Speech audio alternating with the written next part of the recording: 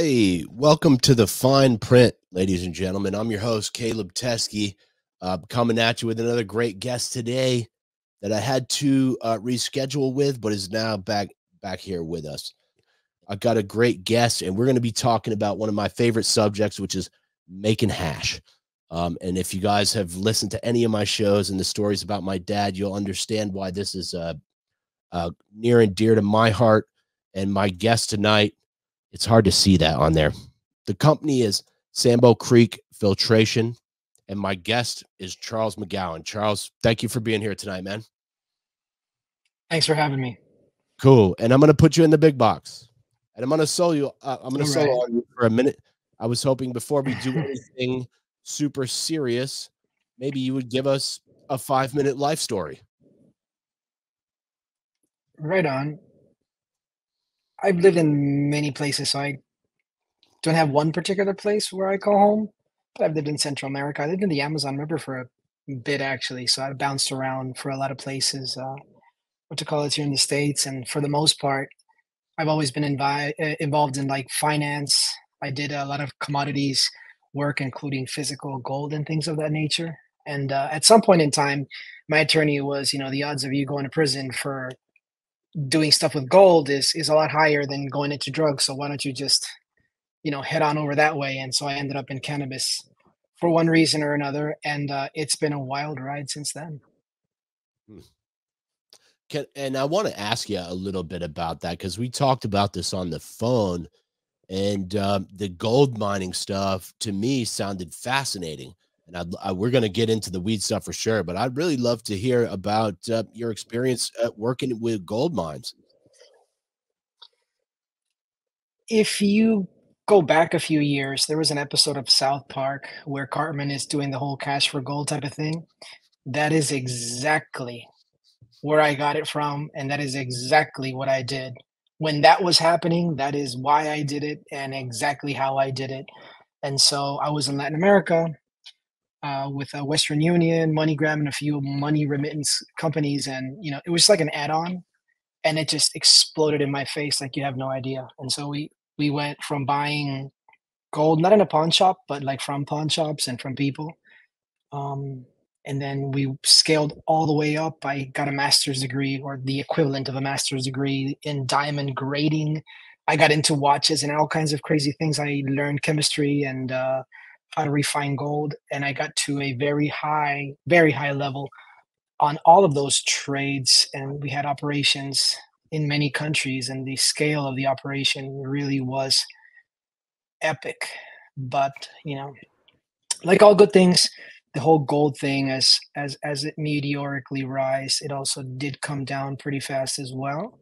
And so for us, for me, it was a natural pivot to something different. And by all means, working with gold and mining and dangerous chemicals in Latin America, precursors, some of them, is not a walk in the park. It's extremely dangerous. So, I think things happen for a reason. And I saw the writing on the wall and I just kept walking. Hmm.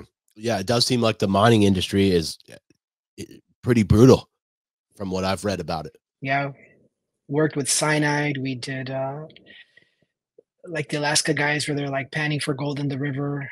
All of that, from the rural artisanal mining to the large industrial mining, in helicopters picking up gold in the middle of the jungle from large mines. All of that, I did all of that. Hmm. Very interesting stuff. And it sounded like I want to dial this back a little, but it sounded like you got a bachelor's in business in college, or international economics, or something like that. Yeah, I studied international business. I got a minors in finance. I got a minors in economics, and then a ton of other certifications like diamonds and all this kind of stuff. As I went along, I just like to learn. But the biggest education I've had is just through hard work, um, and just engaging in life with very smart people and consultants that showed me a few trades. So taught myself through YouTube a lot. So it's definitely been epic. All of it is been a great experience, but I've learned a lot and I do know a lot of things, a lot of trades. Charles McGowan, Sambo Creek Filtration. I'm so glad we finally got to do this, man. Thank you for being patient with me, by the way, while I work out the kinks with my production here. Um, so let's talk about your transition here, because the mining industry obviously much different than the cannabis industry, but the person who connected us is a guy named Justin Massey here in Vermont, who I believe is running some of your gear. And he was the one who told us we should talk. And I actually found this to be a super fascinating topic. I don't know a lot about it. And that's why I get guys like you, Charles. So, yeah, maybe you could tell us how you transitioned to Sambo Creek, how you started the company, and then we'll get into your product line and that kind of stuff. Yeah, from my mining days, we worked with an Italian company, and they're like the world's foremost manufacturer and supplier of gold refining equipment. And at this point, they're very close personal friends. Great crew in Italy, really good people. And so I think the first foray for me, just trying to find out our place in cannabis in general. My wife, who she's actually my boss, she's the owner. So she's like, in the gold rush, it was Levi Strauss that made all the money. It's not all the miners. It's the guy selling the pickaxes. So like, figure out what the pickaxes are and where the money's at, because we tried to do a grow and the licensing and everything. And if you were going to do it right, for the most part, it was a ton of money to do it right and many years to just even get a license. Things have changed now, but this was a minute ago. So I kind of I saw this little Buchner funnel that they were using, a company out in California that was making these little Buchner funnels, and they were a bucket of money. And for the life of me, I couldn't understand how the solution was to have, you know, dozens of these little Buchner funnels to do filtration. And so the devices that I've worked with before in mining in general, lots of different filtration devices, and one of them in particular that I've worked with, I just thought it'd be a good idea. So I reached out to the guys in Italy. I'm like, hey, is there an opening for us here in this space? And they're like, cannabis, it's extremely illegal here. We want nothing to do with it. But if you want to go for it, you have our blessing. We have your back. And so it kind of started with that. And then just a big shout out there for Future 4200. We actually had our first real demo with him. And man, from there, I just couldn't stock those things. We brought a few in, did a demo, and then we just sold so many of these filters. And from there, it just kind of grew organically, right? I mean, how people were looking for different solutions and how I could fit into that market, and the advantage is that we're a small company, but we've got some incredibly smart people behind us, right? So I'm fortunate that we have the resources to get whatever we need done. I've got extremely smart people, extremely amazing manufacturing behind me. And so I just bridge the gap, right, between what people want, what people need, and we make it happen. It's always a challenge because you don't just because you have an idea doesn't mean that idea is going to pan out or it's actually going to work well or not. Definitely not everything works out well, but for sure we've man, I think we've achieved some very significant achievements just working in that model where I just focus on talking to the customer and then just getting into labs and try to understand what's going on. And in that process,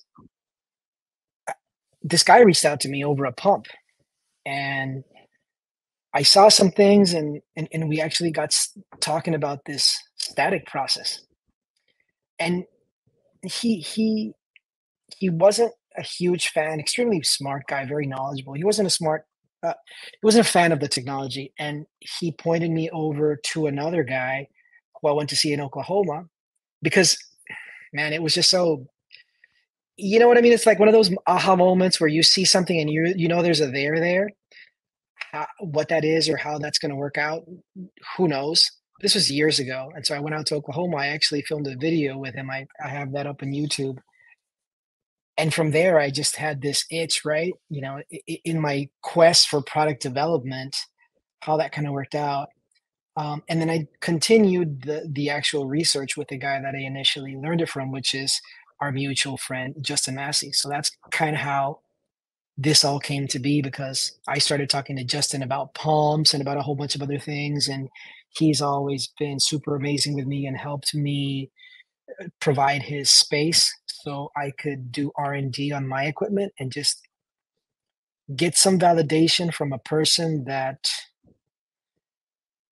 he's extremely anal retentive in a good way, and it's just his attention to detail is real amazing, and I think he's got to be the cleanest lab guy I've ever met, and so I really value those qualities of him, and so through the years, we've shared a lot. I've gotten a lot of feedback from him and shared a lot of ideas on what to do, and led me to the latest thing that we came up with, the plasma static, which is a Tricom separator. Very, very cool stuff. Yeah, and this is in my notes here, which I also have read about on some of your social media and your website. I believe in my note says electrostatic trichome separation. But that's my only note. I'd really love to hear about that because that was fascinating to me when you brought it up. Yeah, I myself, I think it really is fascinating. Something so simple, yet there's all kinds of chemistry and electrical properties going on behind the scenes. Um, and the more I learned about it, they've actually been doing this for a minute. Like, this is not novel in any way or new in any way. The actual mechanics of the process, like, there's people out there that have known for I don't know how long, that the particles behave a certain way for a certain reason, right? You can statically charge trichomes, and they'll behave a certain way. And I bumped into some of these videos. I guess they're called Maja plates or something like that. And so, in like places like in Pakistan, they'll take these plates and they will rub particles. And so the particles, when they're being rubbed, they triboelectrically charge. Then the plates are touching your hand and your body as a ground. And so these charged particles, opposites attract and all that kind of stuff. So the particles stick on the ground, which is these Maja plates. Maybe I'm butchering that name. I don't speak the language, but that's the whole point. And so the more I learned about it, I just thought it was fascinating, right? How this is a known, but the real problem is the process itself, where Justin, for one, didn't like the process because him being a very, I'll say, clean freak, and I mean that in a good way. It's a very messy process and it's very labor intensive. So him, from an operator's perspective, there's just no way you could really economically scale this up. And I get that, and I saw that.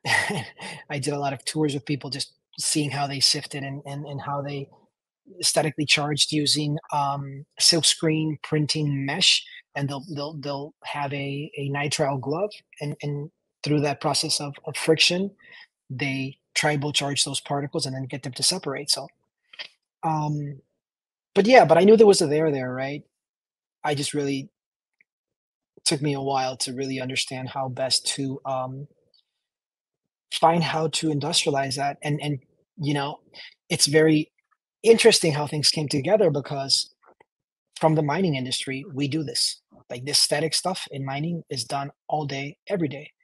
One of, actually, here in Florida, the premier world leader, it's a Finnish company called Wototech, and they've sold actually this division, but the guy that manufacturers for Wototech, they're here in Florida, right? And they make these machines for mining that statically separate one mineral from the other at enormous scales.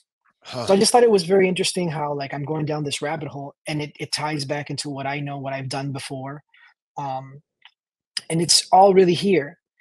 And so many people, no, you're crazy. This is not, there's nothing there. Like, nobody's interested in this. Nobody wants this. But oddly enough, that video that I filmed in Oklahoma with a guy called Steve, um, the number of views that I was getting on that video just really got me to believe otherwise. If there's no there, if this isn't of interest to anybody, why are so many people watching this? So there's like a real cult following on the technique because it's extremely effective. What it is labor intensive.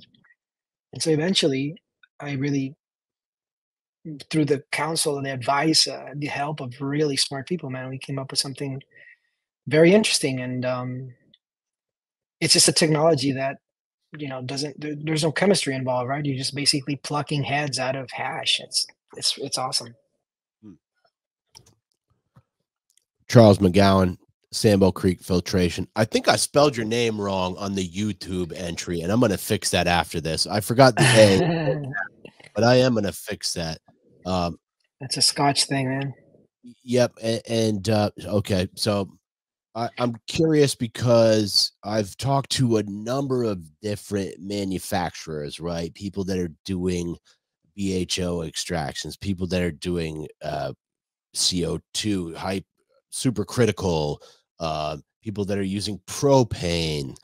But the solvent list to me seems super fascinating because it doesn't require any, compressed gases or anything like that. Basically, you're just using water to agitate the plants, right?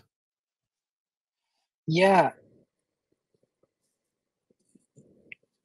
I think the significance of the solventless space in general, for me, it was the first time I just even smelled rosin.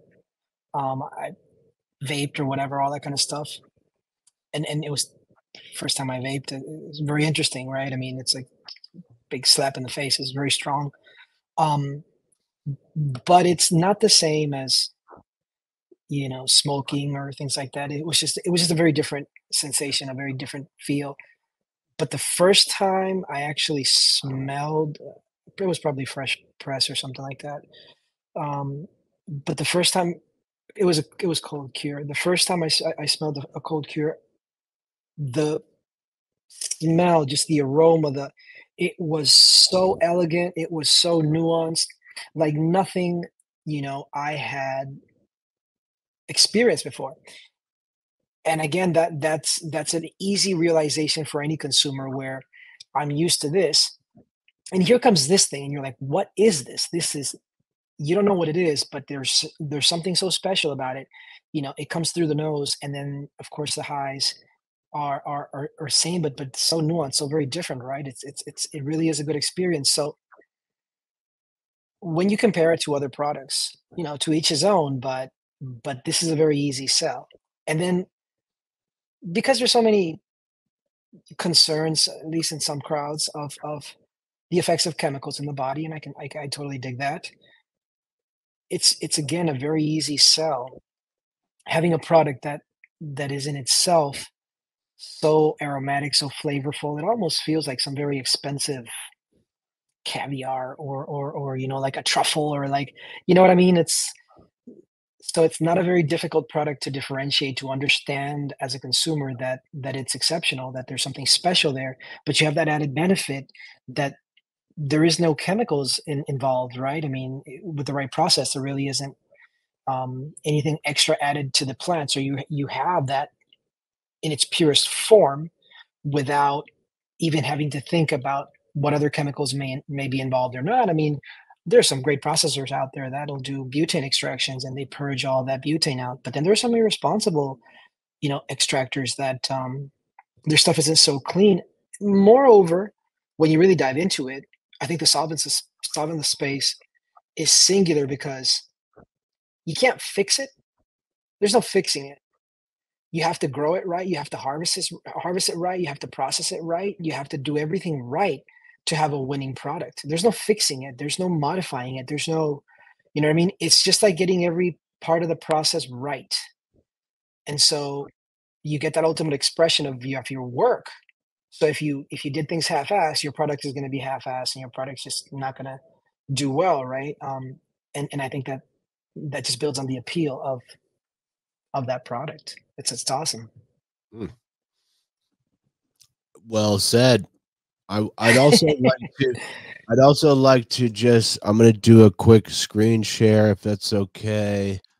Um SamboCreek.com, Creeck. You can find all their stuff here, and I'm gonna hopefully quiz Charles about some of this right now, uh, including membrane filtration, filter trolleys, and AODD pumps, which to me means nothing right now. But I'd love to learn about that from you, and I'd love to have you maybe walk us through your website and your product selection. Right. So we're primarily focused on filtration related apparatuses because that's where we started. We started with the filter trolleys, and it's a buchner funnel, right? I mean, it's as simple as it gets.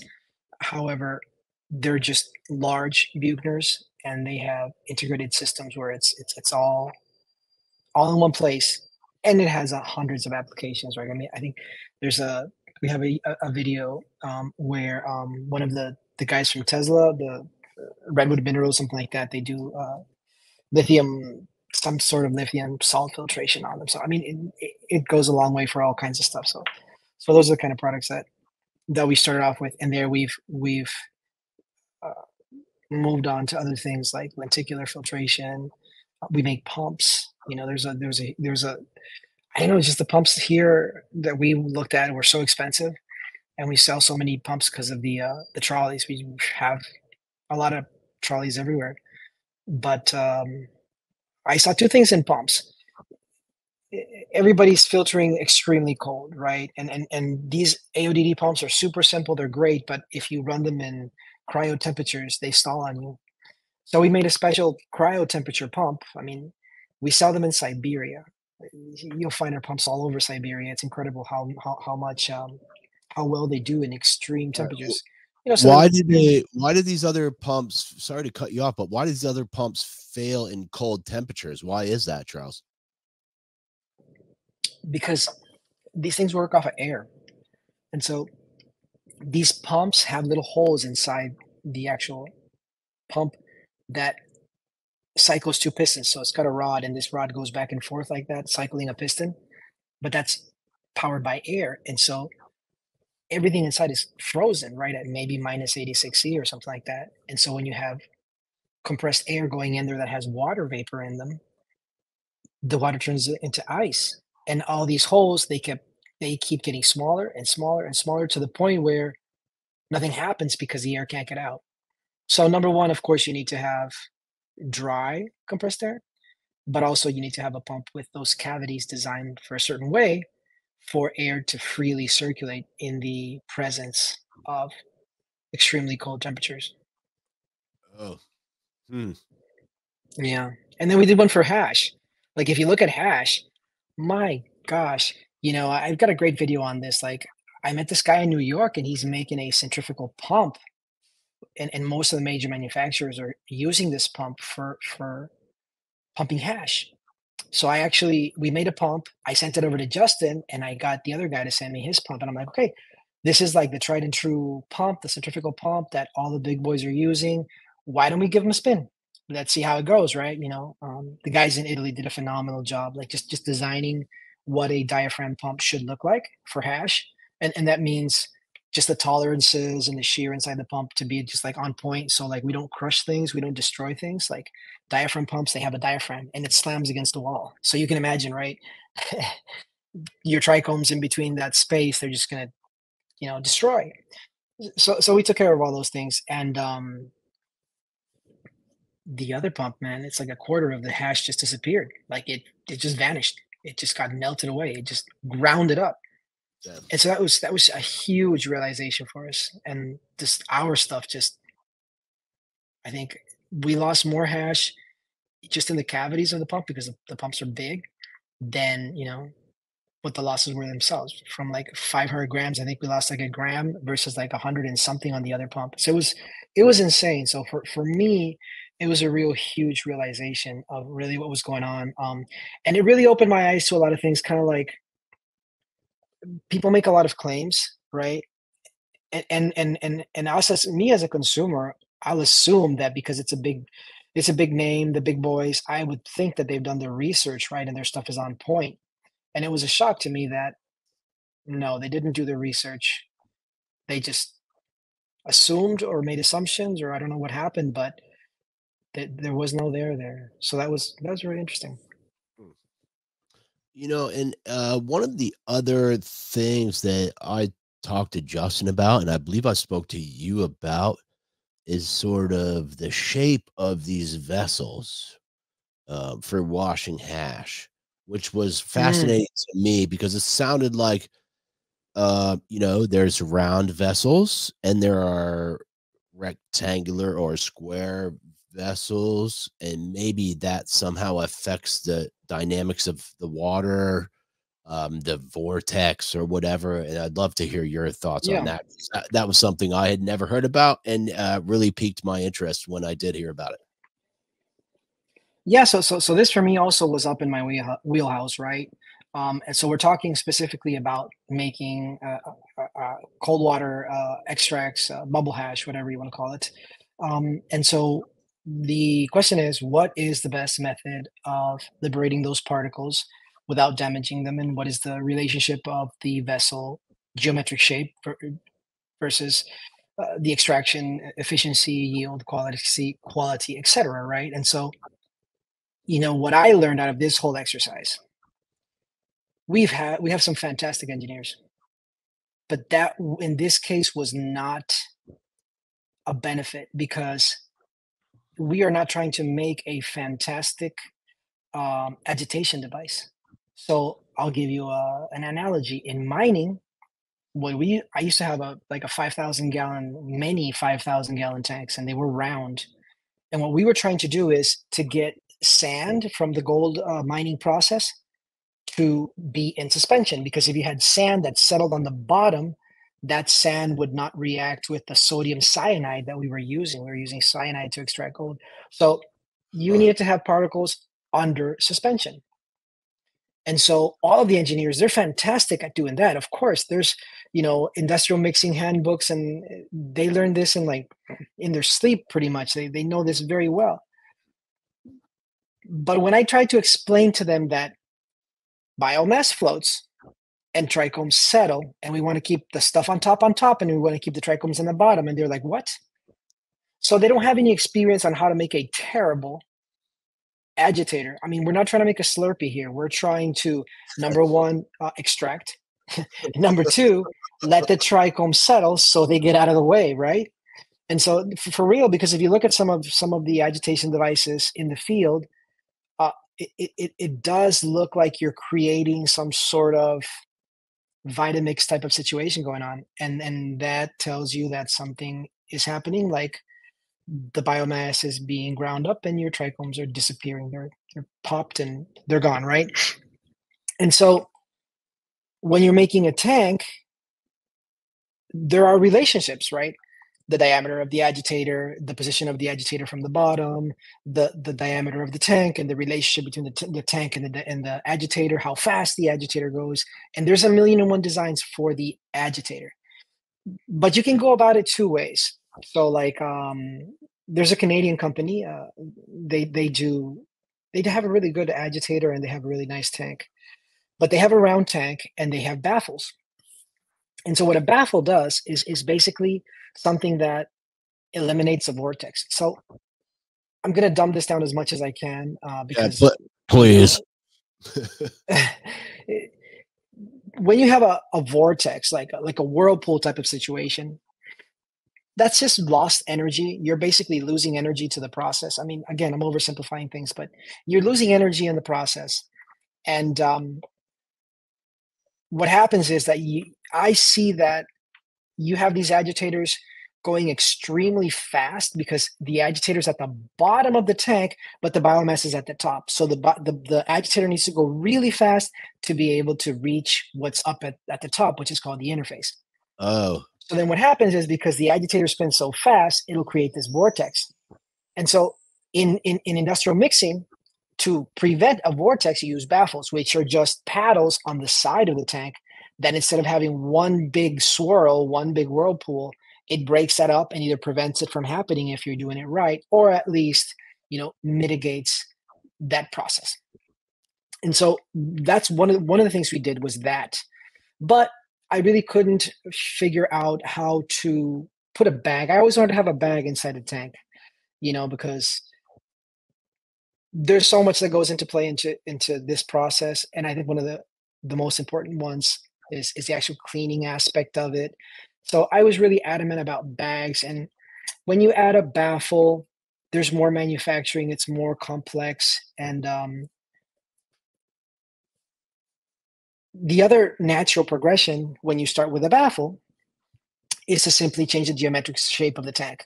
So as we started with a round tank, you'll see somebody like the Delta VTS that Frenchie worked on.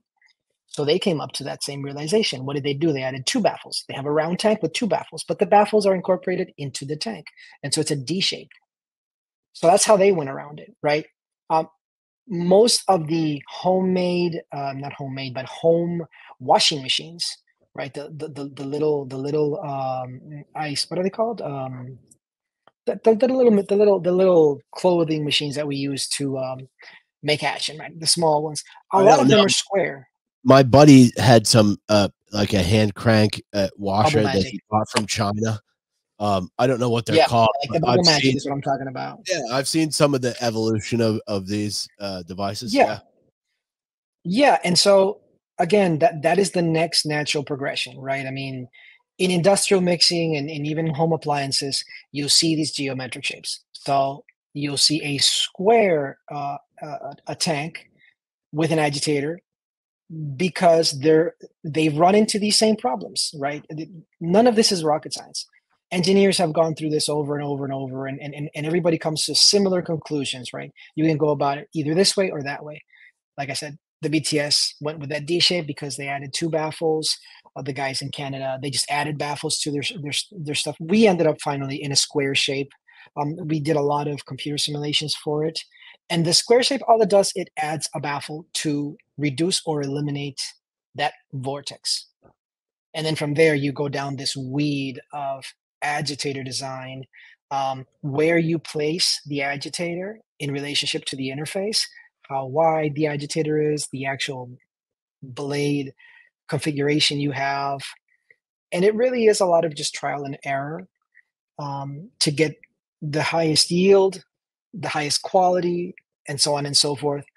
For us, we're a very small company, so I'm of the mentality of just get something out there, break things, and then just make the very next machine a V2.1, a V2.2, and just from every single machine you make, you learn something, and it is a continuous improving process. You know, I'm a big fan of like Tesla and Elon and things like that, and look at some of the podcasts that Monroe does, and he talks about just how the iteration process of the cars is so fast. Like they think of something today, and within a month, and we're talking about a big production company, right?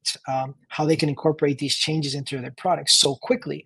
And I mean, I like the idea, and that's what we try to do. As to where I don't have like a production run of 1,000 machines, and then I won't change anything until those 1,000 machines are sold. It's like we go one at a time as we're manufacturing, and we learn something from customers. The next that come off the line, they're incorporating. So everything is a continuous, evolving process just to make the machines better and better and better. And I surround myself with just extremely smart people that want to pitch in, be it like with Justin with the bubble hash machine and the pumps, and then with other people now with the electrostatic. So that's how we do it. You know, it's sustainable. It works really well. We get the feedback from the community so we can grow as a company. And at the end of the day, just have products that are just awesome. They're just awesome. They work. Charles McGowan, Sambo Creek Filtration. Yeah, well said there, Charles. And you know, always having the feedback of the community seems to help a lot. You know, for what I've been doing, you know, and some of it's not always positive, but that's good too. I don't mind. I like to get the good mix of it, and you know, the fact that people are saying anything at all to me seems like, uh, yeah, you're making an impact. People are using your gear, they're testing it out. Could I ask you how many states you got your gear in, or how widely is your product being distributed at this point? So we've been selling equipment now for closer to a decade. And safe to say I have equipment in every single state, but moreover, a good portion of the world by now. Yeah. Cool. So you're selling internationally as well. Oh yeah. Oh yeah. Hmm. Right now, as Europe grows, the like the solvent list products, we're they're at a scale where they can now use our machines because that's my biggest setback, my weakness. I don't make small products for the home grower, unfortunately. We're not set up for that. We're not a mass manufacturer that makes, you know, thousands of products, so we cater to larger operations, not necessarily ginormous MSOs type of that stuff, but in general, our machinery comes into play when a lab reaches um, a certain. Right now, as Europe is starting to grow, they're starting to get to a point now where our stuff is actually of interest to them, which it's always been a bummer because my stuff's made in Italy, and there's nobody in Italy that's going to buy my stuff because I guess it's not so legal there yet, or and so the producers aren't big, right? In Europe in general, there's a few places, but not so much, right? So it's not like the States where there's a lot of big companies and there's plenty of market here. So it's really cool that it almost feels like an American company coming to Europe, but the reality is that they're already made there. So that's super cool that we're going back, I guess. So that's pretty awesome. I like that. Yeah, and I'd love to if you would keep me posted on the situation over in Europe. I got a couple contacts over there, but I'd really love to stay on top of that, Charles. Um, Yeah, we're really proud we're getting into one of the largest operations in Holland.